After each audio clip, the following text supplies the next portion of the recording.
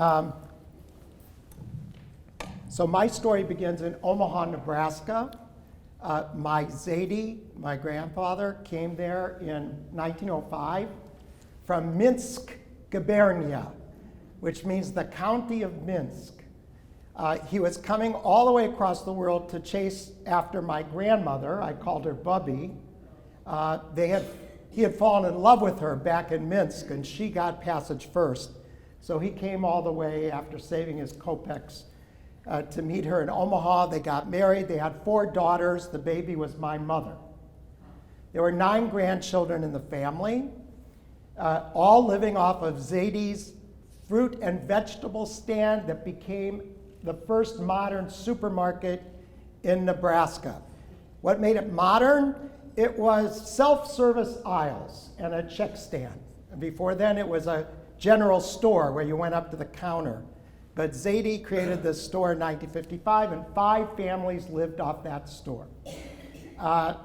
When we grandchildren, including me, would come over to Bubby and Zadie's house on Miami Street in Omaha, we would come through the back door through the kitchen, give Bubby a kiss, grab from an old white roaster a handful of Bubby's cookies.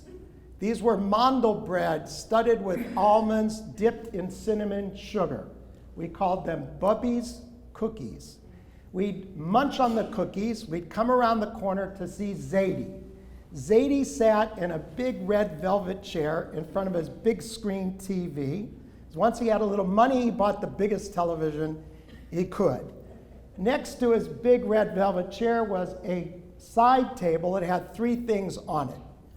A pack of Camel cigarettes, unfiltered. He smoked 4 packs a day. There was a silver-plated Ronson lighter. I don't know if you remember those, but I still have it. It's the one thing I've inherited, well, the one physical thing I inherited from Zadie. And there was also, the third thing, a glass of water with his teeth in it. There was no ashtray.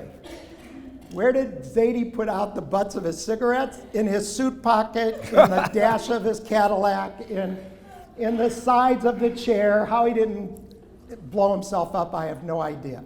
So now I'm coming around the corner, and he sees me. And of course, he immediately cried, because he cried at a drop of a hat. And he would open up his very big, strong legs, and I would jump into his lap, and he put me in a World Wrestling Federation leg lock. I would say, Zadie, I know, let me go. He wouldn't let me go till he said it again. Ronnie, you're the best boy in the United States of America. I say, Zadie, I know, let me go. Nope, 3rd time. Ronnie, you're the best boy in the United States of America. And then finally he let me go and I would run off, feeling great. And then my brother Bobby would come around the corner. He would jump in Zadie's lap. Zadie would put him in a leg lock, look him in the eye, give him a big, wet, scratchy kiss, and he would say, Bobby, you're the best boy in the United States of America.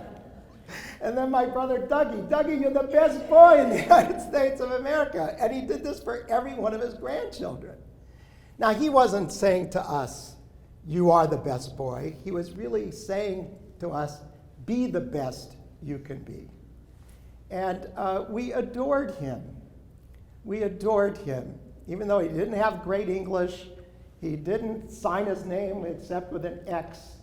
But the memories of his love have sustained me all these years.